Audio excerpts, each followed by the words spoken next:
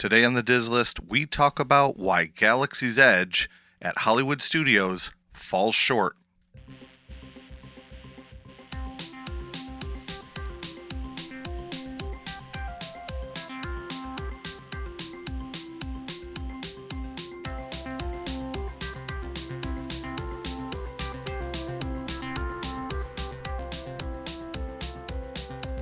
Welcome to the Diz List, the podcast that lists everything in Walt Disney World. I'm Nick. And I'm Rob, and today we're going to talk about Galaxy's Edge for this special holiday that's not really a holiday. It's just based on someone talking with a lisp.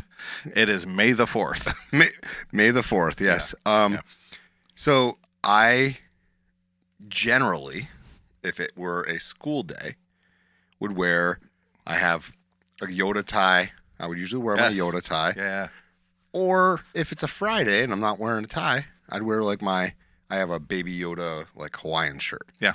You, I see, got a brand new Roosevelt shirt, and I question whether or not it's a shirt or did your daughter make it like in some craft thing by using your old bed sheets. So that's why I had to get this.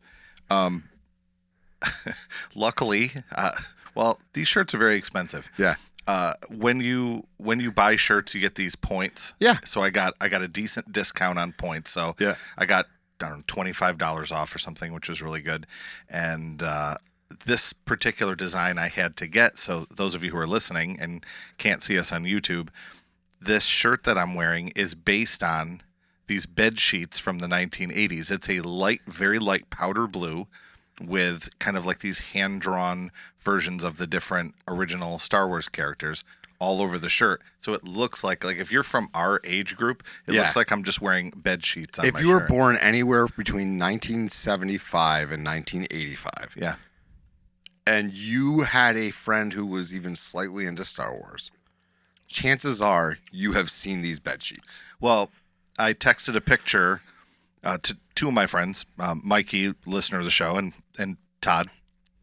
And Todd wrote back and he goes, I think my brother had those, but his brother is way younger than him. Okay. And then he reiterated by saying Pottery Barn Kids put out a reissue of these. Yeah. So I think you still can get this pattern. Yeah. And I mean, it's not anything amazing or groundbreaking.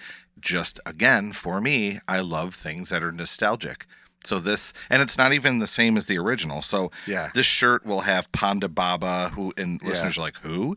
It just some different random B-side characters. Yeah. It has almost everybody from the movie on the shirt. I was in Brooklyn about 5 or 6 years ago.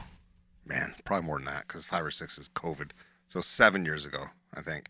I was in Brooklyn. We go into this little beer bottle shop / bar. Okay. So you can buy beer by the bottle. You can sit down and have a drink. And so you're in Brooklyn, but it doesn't feel like it because it's this. They have a potbelly stove in the corner. I'm trying to set the scene. There's a reason. There's a potbelly stove in the corner of this bar / bottle shop. Mm-hmm. That there's can you toss a log on the fire? Okay, sure. I'm sure that's safe. With a half cord of wood in this back room of this bar. And then there's a bathroom that's just one bathroom, right? It's you feel like you're in somebody's house, right? I went into the bathroom. They had the wallpaper. I don't know if you know what I'm talking about. The wallpaper from way back in the day, the Return of the Jedi, wallpaper that is Star Wars. That's what their wallpaper was. And if you get a chance, go ahead and look it up while I'm talking about it. Yeah, I'm doing it now. It was one of those things I walked in. And I don't make it a habit of taking pictures in the bathroom because that's weird. But it was just one person. It's just a one-person bathroom. I walk in, I took this picture, and I was like, what the heck is this? And I just remember being like, am I in Brooklyn for real? This is the strangest place I've ever been to. I felt like I was in the backwoods. But I'm currently getting desktop wallpapers. Yeah. Oh, wait. Oh, no, this is the fabric. These are other... It's actual wallpaper. And I'll find I have a picture of it. I'll find it and try to post it for listeners to see on Instagram. Yeah, we'll have to find the sheets, too, and then put it side by side with the... Any news this week that you feel is urgent? I do. Okay. I haven't always been impressed with what Disney has put out in the realm of Star Wars and Marvel. Okay. So on Friday, we okay. went to see Thunderbolts. Now, if you listen to the show recently, you know that I had a very, and I don't know if I said this on the main show or not, but I had a really interesting experience going to our local movie theater with some high school boys. I'm pretty sure it was diving across the. I'm almost 100% certain it was on the main show. Okay. So we went to see And Captain it wasn't America. Minecraft. I want to preface it. No. It wasn't this It was craziness before. from- It was before Minecraft. Right. So we went to see Captain America, and these I won't get into it specifically, but these high school boys were going bonkers. Yep. Like for a good 15 minutes of the movie, there were just feet hanging up in the air, and someone was upside down in this. Yeah. It's all true. So when we in our family, we love Marvel, we love Star Wars, and we decided we wanted to go see Thunderbolts. Yeah, but I like to fair enough. see these movies early. You know me. I like to see them early so I don't get something spoiled or ruined for me online. So we wanted to go. And I'm not going to do that. I'm just going to tell you my overall. You're good. But I have been known to spoil. Nick is very critical with me on this, and I've gotten much better. I used to be really bad. As an educator, we know we need to give positive feedback when positive feedback is due. I will say that this is an inside joke for Rob. Yeah. You deserve a Go Blue card for that. Thank you. for grit. Yeah. Yeah. Okay. Yeah. So we talked about it as a family, and we decided, I don't think we're going to go to our local movie theater, which you have kind of complained about. Yeah, before, I don't too. like that. I don't like you going have out bad there. experiences there. Yeah. So we decided we're going to the drive-in. So we good. went to the drive-in, but it was good and bad. The experience was good and bad. When we got there weren't a lot of people there. We got a really good spot, but the problem was our local drive-in also doubles as the flea market, and it has all these lights and everything. Oh, you outside. went to that one? That one. Oh. Yeah. So we're facing the screen, but behind us they have these kind of outdoor lights for when you walk across to go get popcorn or use a restroom or whatever. And the lights were just slightly too bright because so much of this movie was really, really dark that we kept discussing, like, I can't really see the details as much because, it's dark outside, but the lights from behind made it really difficult for us to see. I mean, the the superior drive-in is the other drive-in. Yes, that is true. We decided to go the shorter distance. I get why you went to the one you went to. Yeah, we have two. This is very strange. Listeners are like, "Wow, you have a drive-in?" Well, we have two. Yeah, within they're both pretty solid. One's 25 minutes away, and one's 15 minutes away. Is that right? Maybe not 25. I would say it's a pretty good estimate. Yeah. So we chose to go to the one from your house. Yes, from my house. You're probably a little closer to the better one. I would go to that one. Yeah. So we went, and the movie was excellent, by the way. I would say, cool. And all of us agreed, Thunderbolts was the best Marvel movie in as long as I can remember. Wow. It was excellent. That's high praise. It was funny, everything about it. I mean, the end, I probably would have done a little bit differently. The end credit scene was really cool and really important for the future of the Marvel Universe.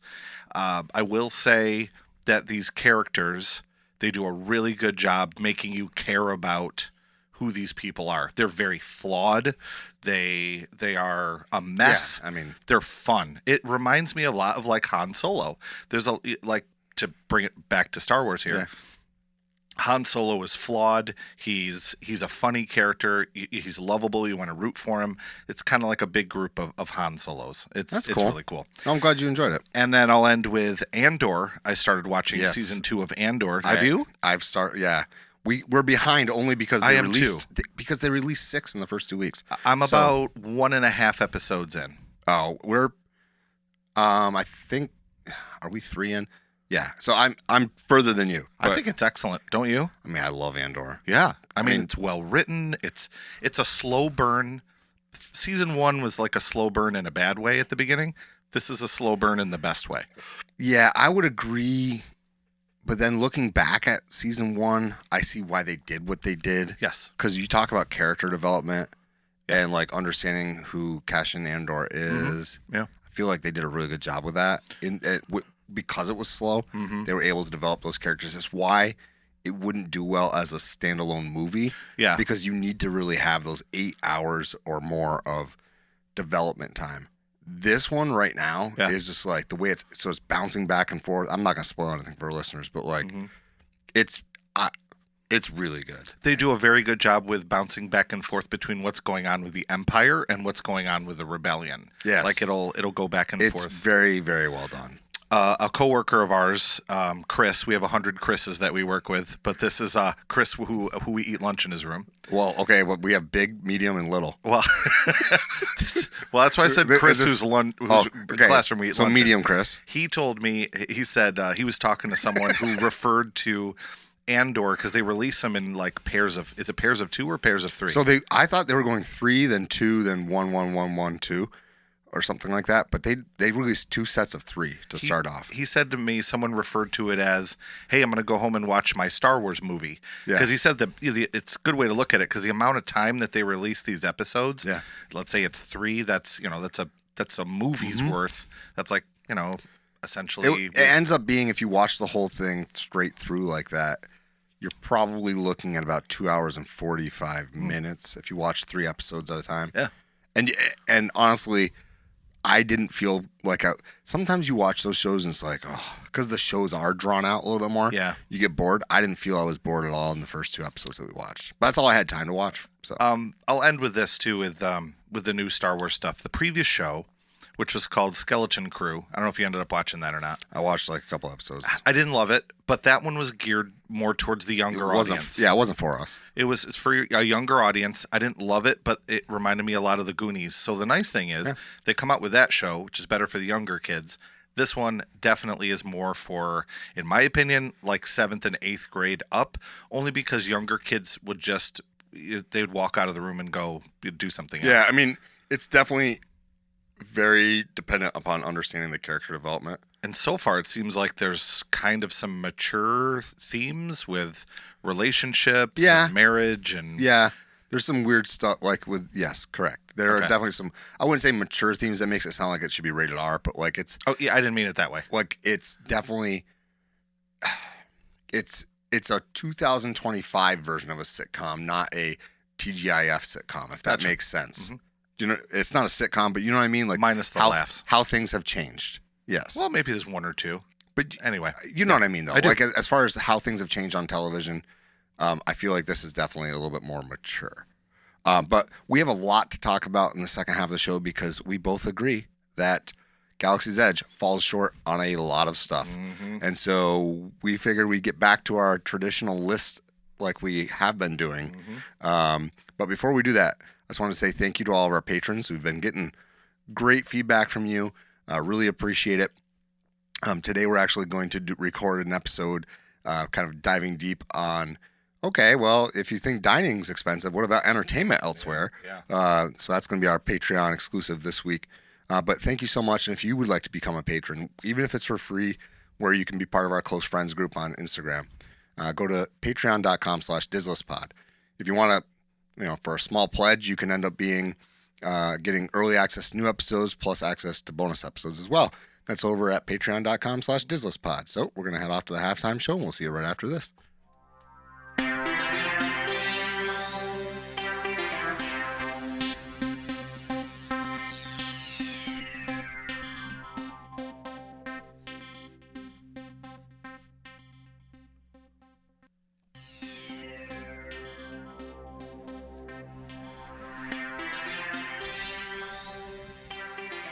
Welcome back. This half of the show, we're going to talk about how Galaxy's Edge falls short, and we can both agree that it does indeed fall short. Yeah. And I think it's underscored by the opening of this new epic universe. And not specifically really anything, but I think what it does by this third park opening is we're really seeing how well that Universal is doing here. I mean, there's so many more things. I mean, that would be a good episode too to kind of match them up back and forth. But I really feel like Disney fell short.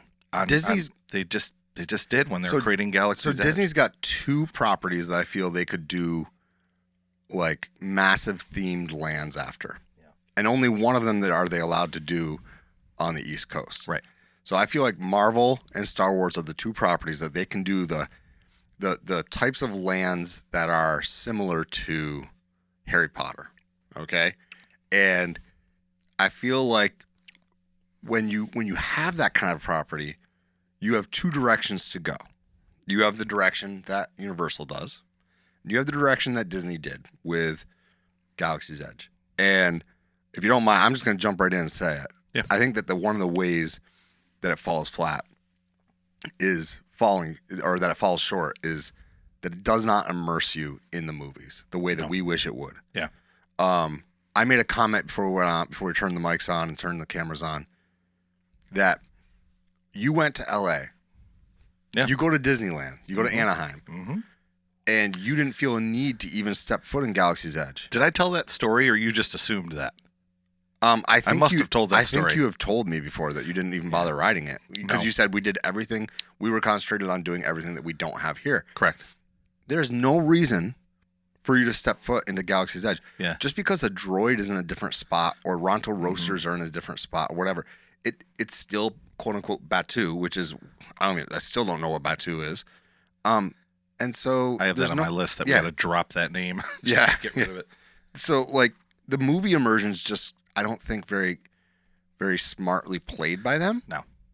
So I mean, I know you feel the same way. So when I went to Disneyland, the best way to describe it is if you're taking Disneyland and Disney World and kind of comparing the layout, if you think about where Thunder Mountain is. Yeah.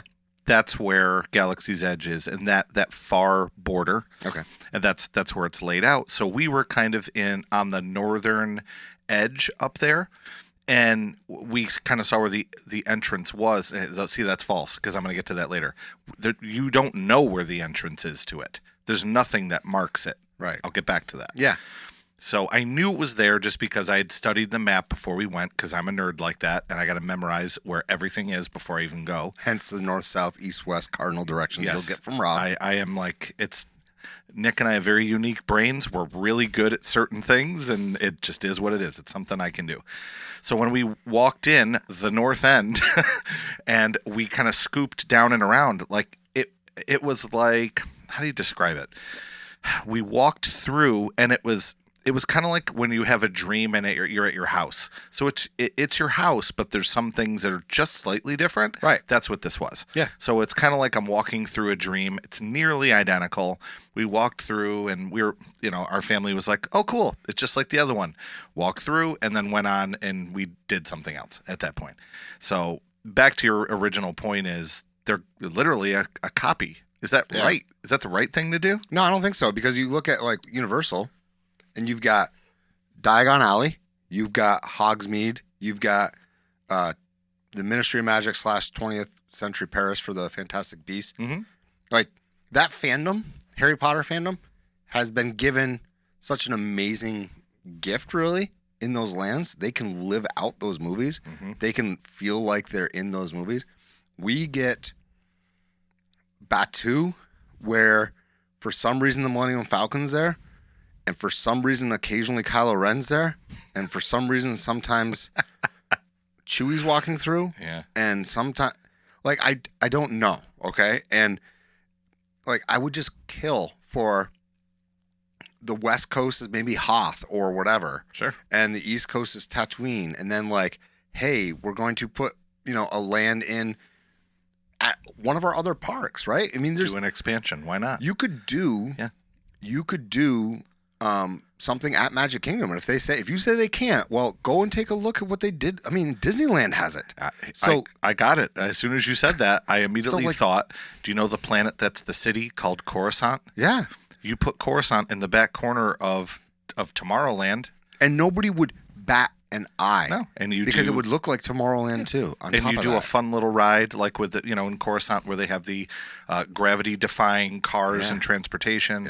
Yeah. Easily. That could be a fun episode or a Patreon too. We can go through and do all that, but that would be definitely another easy thing to do. Is to put, let's say you take Galaxy's Edge, and if listeners have been there before and you can picture what it looks like in your head, it would be a very easy conversion to the desert planet of Tatooine, which is where, if think about any Star Wars movies. If you're not a huge Star Wars person, I'm trying to keep this open enough that people are going to be able to follow along. Picture a desert. You could easily convert that to a desert and one of those little spaceports easily. Yeah. Then you take that and you can add another land here or there. We'll get into that. We'll do another episode where we kind of go through and do a fantasy That'd thing. be fun. But I think that's a really easy thing to do too. I want to get back to my point from earlier, is that when you enter Galaxy's Edge, and this is the same for East and West Coast, both parks here.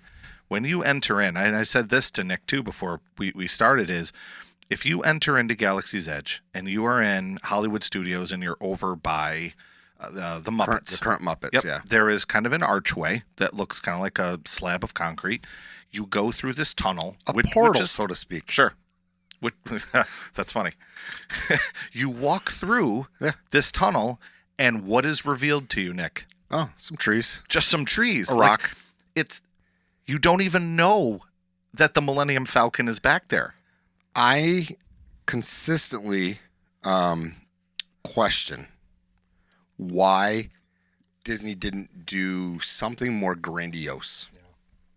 You know, you walk in there and it's like you have to search out the Millennium Falcon. How easy would it have been that is the first thing you see when you go, or just something like those? There's that one spot you walk in, it's like there's some trees there. It's like, am I in Animal Kingdom? I mean, you could be in Animal Kingdom. There's nothing that says I'm now in or on a different planet. I have a solution. Yeah. When you walk in at either end, what if there is a giant, think of like a billboard, a digital billboard that has spaceship arriving, something like you would get almost at a like an airport. And it's written in the Star Wars language font, which is Arabesh. And maybe you have some different logos and things, or you have video playing of different characters. That way, when you walk in, there's a sign. It could still tie into what they currently have. I think that's a cool way. As you walk in, you see this big, grand sign, and they could model it to however you want. Maybe look out. People have seen Luke Skywalker. Be aware. Be careful. There's Jedis walking the area, right? Yeah. I mean, you led me right into it. It's characters. Yeah. It could be better because of characters. They don't. And all eras too. Yes. Okay. So because they were so specific, only Kylo Ren, like only Rey, Chewbacca, the stormtroopers.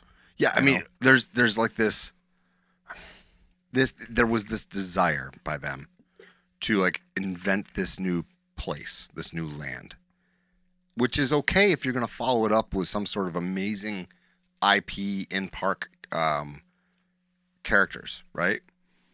But they don't have one. Yeah, but how are you going to make those characters recognizable to an 8-year-old kid in Montana? You're not going to. You're not. So when that kid shows up... 8-year-old kid. How about the 43-year-old man? Yeah. Like, I show up and I'm like, what? Like, If you're not watching, let's say they do promotion for... They make up a character, and they put out promotion for it. And the new character is Zigzag. Here he is. He's the wacky droid, Zigzag. All of a sudden, Zigzag comes out, and you're like, who's this? Yeah. Hey, look, so I want to preface this with like the cast members are great there. Yeah. Oh, they do a great job. But they could be better. I don't mean the cast members could be better. Disney could make them better by making them characters. They can make them more successful. Well, yes. So characters in the Star Wars land, like I don't expect to always see Luke Skywalker or always see Rey or always see, Princess Leia. That's not what I'm saying. But like the cast members that are there, I wish they played a role. And what I mean by that is take what you tried to do over in the hotel, the failed hotel, the Star Cruiser, and put that in Galaxy's Edge. So that way when I'm going in, they're playing a role.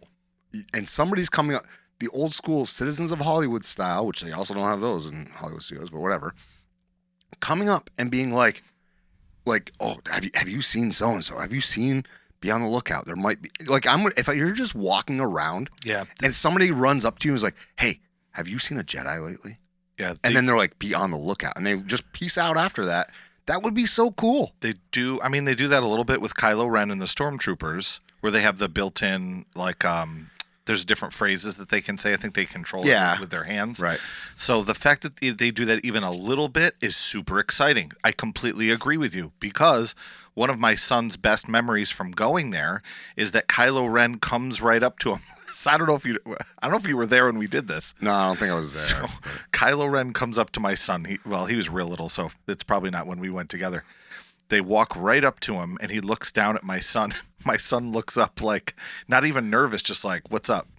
And he goes, you need to join the dark side. And my son looks up and goes, okay. It was so funny. But, you know, like... But here's my point. Let me just No, finish. you're good. Is that's a memory. And your point is exactly right, because that's one of my best memories of that park, because it was an interaction with a Star Wars character. And it doesn't even need to be a character, though. Yeah. Like, that's the thing is, those characters, everybody's following them. They want their picture with Kylo Ren. They want their picture with the Stormtroopers. You're right. It doesn't need to be. It could just be a random citizen. It could be the dude who's taking my photos. Mm-hmm. Like, hey, come here real quick. Yeah. I got to talk to you about something. Nobody's taking pictures, and he's like, psst, come here. Yeah. And you go over, hey, listen, I just saw somebody from the Resistance. Just want to let you know. Yeah. Yeah. Or the rumor is they are actual Jedi walking around here today. So be on the lookout. Yeah. That'd be cool. Like, they don't do that well enough. Yeah. So characters for me is just walk around characters, like actual people we know, as well as a different training for those staff, and pay them a little bit more to be more on the actor side of things, like you tried to do with the Star Cruiser. Well, I will make an official announcement now. When I retire in 7 or 8 years, you know when I retire, you probably have it memorized. I want to go down and have that job. That's a job I want. I want to. Cool. I will spend my days in Orlando doing that. So I have a Band-Aid I want to rip off really quick for this.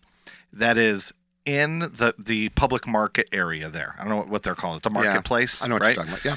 They only sell Star Wars merchandise, but it's only like nothing is branded. Let's rip off that Band-Aid and sell whatever the heck they want to sell there. Anything. Who cares? Make those areas there's t-shirts that just say Star Wars on it. Like, it's a rule that's kind of cool, but who cares? You know, like, who cares? Just sell whatever you want there. It's cool, it's kitschy. I'm trying to think, because it's been a long time since I've been there. Listeners, let us know.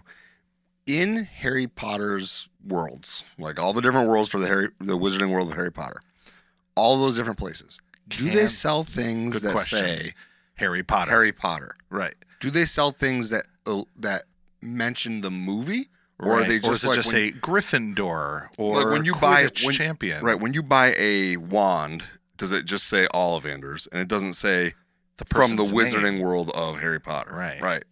I think they allow it a little bit. Like, it's not going to take away from my immersion that much. Mm-hmm. It really isn't. But then we just got done saying something about the movie immersion not being enough. So maybe, I don't know. It's a give and take. It is a tough one. Yeah. The merchandise you can get in Galaxy's Edge isn't great. I mean, because the great stuff is like $200. I have one thing, and it's on, I don't know if it's currently on my desk at school, but it has been before. It is a Stormtrooper wooden doll that's posable. Yes. They're kind of in the style of those characters that I want to call it a mannequin, but you can pose them and draw them in an art class. Yeah. It's similar, only it's painted as a Stormtrooper. But I don't know if you were finished with that. I have another transition because you mentioned Universal. Go ahead. So I have one that ties into that really great, pun intended, ties in. At Universal, what they have been doing recently is they have been testing drones that are dragons that are going to fly over Burke, the area for how to train your dragon.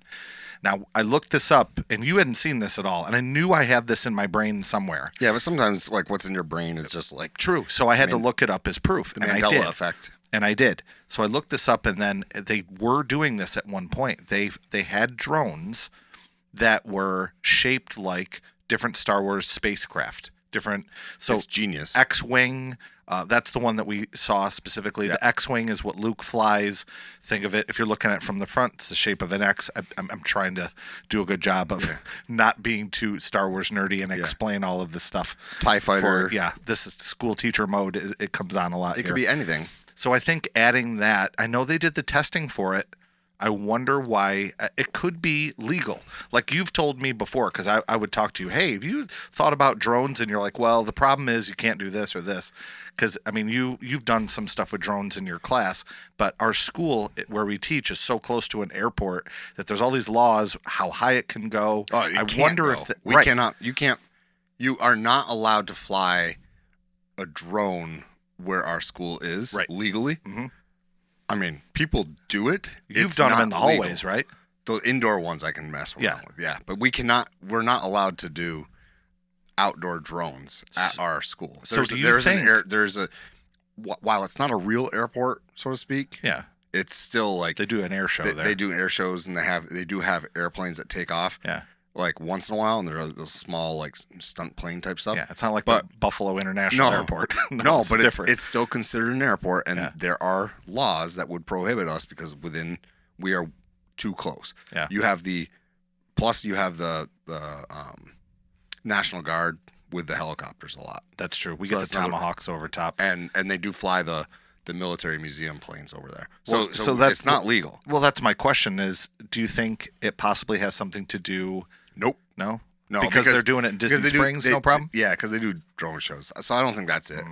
I think honestly, it comes down to money, like everything else does. Yeah. And I'm with you. Like entertainment's on my list. That's part of entertainment. Yeah. Is like these that would help.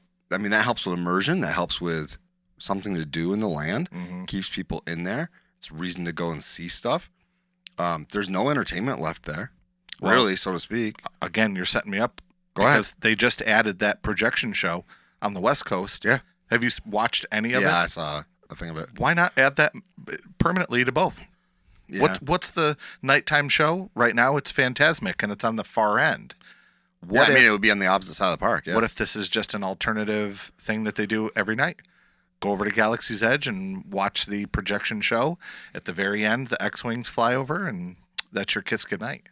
Well, that's great and all, but what about during the day? They don't have anything during the day either. No. That park. That park needs that, right? I mean, to me, it needs.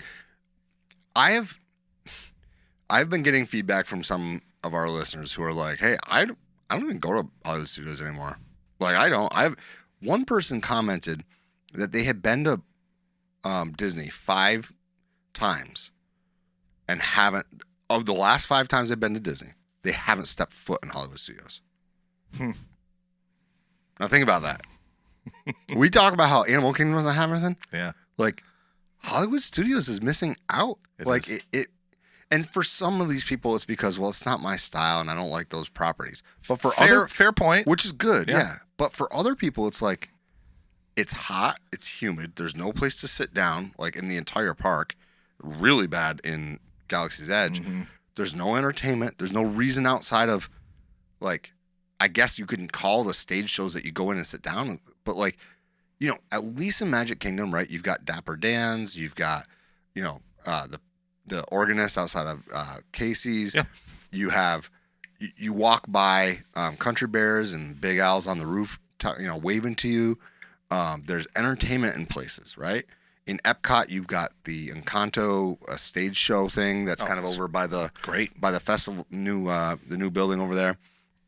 You have stuff in the back where like the over by Mitsukoshi where they have the drummers come out. The American Pavilion, constantly has music. It has music going on. You have the pavilion in the back of the UK pavilion, or not pavilion, the gazebo in the back of the UK pavilion. At Animal Kingdom, you've got dancers and drummers. What's at Hollywood Studios? Well, I've mentioned this on the show before. What we need is the entertainment is going to be in that restaurant where it is. You just got to picture it like Chuck E. Cheese. Okay? On the stage, you have the Max Rebo Band, and Max Rebo Band is playing its song. And then it rotates similar to like it would Carousel of Progress. Exactly. But you don't rotate, stage rotates. Okay. Okay. So that rotates. The next one is just there's big giant Jabba on there saying some things and laughing. Rotates again. Maybe you have the Cantina band playing. You know? How great would that be? Listen, it doesn't even need to rotate. You know why? If it rotates, you see everything. Yeah. If it doesn't rotate, man, I got to go back to that restaurant. I really hope I get the Jabba room next time. That's exactly like Be Our Guest. It's like Be Our Guest. It's like going to Skipper Canteen. Sometimes you're put into the... Hey, we got to get the butterfly room next time. Exactly. Yeah, see, that's I like that better. Exactly. Yeah. Hey, listen, I know that this is a big thing for you, but dining in that park isn't great, and dining in that land, don't get me wrong, there's some good food there. There definitely is some good quick service I've food. only eaten there a little because I haven't wanted to eat there. There's so much opportunity. Like, not for nothing, I liked Oga's, and I know that we have a lot of people who love Oga's. I enjoyed it. Oga's should be a restaurant. Yeah. There should have been a restaurant, a sit-down restaurant. When your table service is only a binge drinking 45-minute in and out, like, you've got 45 minutes, drink as much as you can. Yeah. Go. I mean, granted, they've brought some food in, so maybe they've recognized it. Yeah. We'll see. But yeah, I mean, it definitely needs dining too. Premier dining needs to happen. Yeah. You got anything else on your list? Yeah, only like two little things. One is, and I know I'll lead you into yours because you have this on your list too. Is I'll do the other one and then I'll lead you into yours, and then I'm done. So what I had, and I mentioned this on an episode previously, is you have Star Tours on the other end of the park. Yes. Is create something similar to a people mover to bring people back and forth. Tunnel, can't go underground because the water table, but some kind of tunnel that connects the two. So we've done that on a previous episode, so I'm not going to rehash that. And the other one I'll set you up for, because I'm pretty sure you have this on your list too, is putting in a third attraction. Yeah. Kids ride. I mentioned a dark ride earlier where you could go into the different lands and planets, and it sort of immerses you, similar to a like living with the land, living with Star Wars land, you know? I mean, there's 2 rides in that land. 2. One is awesome, one is average. Luckily, the average one they're upgrading a little bit. Both are frequently down. Mm-hmm. There's how we don't have a speeder ride is beyond me. I know. The other thing is, like, if there's one property that screams, do an indoor roller coaster, do an indoor dark ride, it's this one. It's this one. And luckily, they did that in the West Coast, and they made Space Mountain, Hyperspace Mountain, where they can project. So, I mean, you could create a brand new indoor dark. You could take Space Mountain and just retheme it or rename it something and put it there and just make it the version that's on the West Coast. With the seating is different. You could have 2 Space Mountains. I can't recall. So we've done an episode very similar to this one, I think, for our patrons. And I mentioned the speeder thing. Yeah. And we had multiple patrons go, yeah, it doesn't have to be a speeder bike, but it needs to be a speeder. Like one of those, like, well, I said, well, it doesn't need to be a speeder. And they were like, well, it doesn't have to be, but it needs to be. Like, well, listeners how do we can not weigh have in, that? But there's an equal argument for pod racing. And I don't love those movies because of my age, obviously. I don't love them. But pod racing, it's from episode 1, again, to be clear, not my favorite, but perfect. Speeders are great. Pod racing is great. Weigh in, listeners, on this episode or send us a message. Who would win? I would vote pod race just to be a contrarian. I mean, yeah, pod racing, speeder bikes, I don't care. Yeah. My point is, how do we not have it? How is that not something that was on the radar? Well, I mean, maybe it was. Maybe there were restraints. Well, and then we find out later, like in part of Avatar World, there was supposed to be that coaster on the south end of the park. Yeah. You know? You want my bold prediction? Yeah. So here's my bold prediction for something that's going to happen in the next 6 months. Okay. I believe that first off, we're not getting major announcements about like parks or anything like that this summer at Destination D23. They don't do them for that one. They do them at the big one. Yeah. But the Destination D23 announcement, I think it makes sense because they're on the East Coast for Destination D23. I believe they're going to announce what the plan is with the Star Cruiser, and I don't think they've fully abandoned Star Wars. So I know they have offices in there, but let's be honest, that's not what their end game is.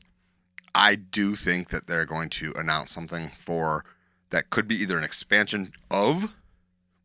I don't think it's an expansion of. I think it's going to be they're going to try their best to immerse us again into a movie. They're going to do the hotel thing right. So maybe that would make it better. I don't know. Maybe it's Fifth Gate is all Star Wars. That's not D23. Or that's not Destination D23. I think 2 years. Yeah.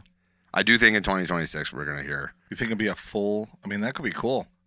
I think we're going to. I don't think about Star Wars. I think at D23 in 2026. Fifth Gate. We hear about Fifth Gate. Yeah. Okay. But that's completely separate. We can do those predictions then. Cool. But I honestly do think that at Destination D23 we're going to get more information about what they're going to do with that. Because it's never big park stuff. That's not a big park thing, but that could tie into our thoughts here as far as it could impact what we're thinking about here for Galaxy's Edge. I don't have anything else. That was pretty much mine was, Yeah, me too. Characters, needs another ride, immersion, all those things that we talked about already. Yeah. I'll say again, thank you guys, especially if you're a patron. I know Rob and I really, really enjoy doing this, but we like it even more when we're doing it for somebody who cares enough to sign up and follow us. Also, we haven't mentioned it in a little bit, but magicmerch.art, go check it out. Check out some of our designs over there. It's May the 4th. I do have a cool little Hoth Tauntauns shirt that's up over there. Yeah, I have. And you have a Star Wars. I do. I have one that's Mandalorian with a Mandalorian. Yeah, quote alive on it. or what is it? Take them in. Oh, you can come in cold or yeah. Yeah. So, guys, we really appreciate it. But it's a great, big, beautiful tomorrow. Tomorrow's just a list away. Tune in next time, and we'll see you real soon.